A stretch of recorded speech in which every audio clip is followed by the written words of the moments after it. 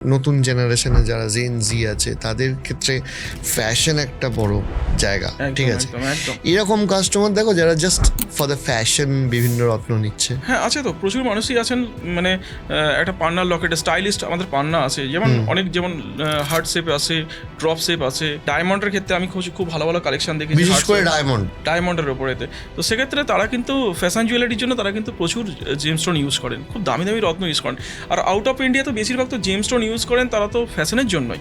তাহলে কেউ যদি ধরো আমার ভাগ্যে একটা নির্দিষ্ট দিকে ভাগ্য যাচ্ছে, আর আমি ফ্যাশনের জন্য অন্যরকম একটা রত্ন just for the fashion use করছি, সেটা কি আমার ভাগ্যে কোনো প্রভাব ফেলতে পারে? অবশ্যই, প্রত্যেকটা রত্নের পজিটিভ ভাইব্রেশন আছে।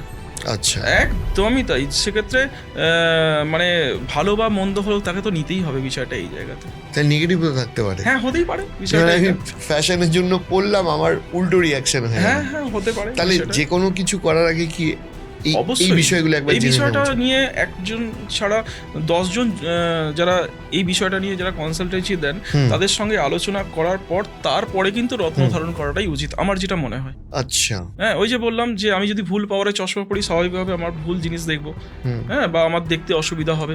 সেরকমই রত্নের ক্ষেত্রে যদি সঠিক প্রেডিকশন না হয়, মানে শখের বশে যদি আমি কিনে নিই, সেক্ষেত্রেও কিন্তু প্রবলেম হতে পারে।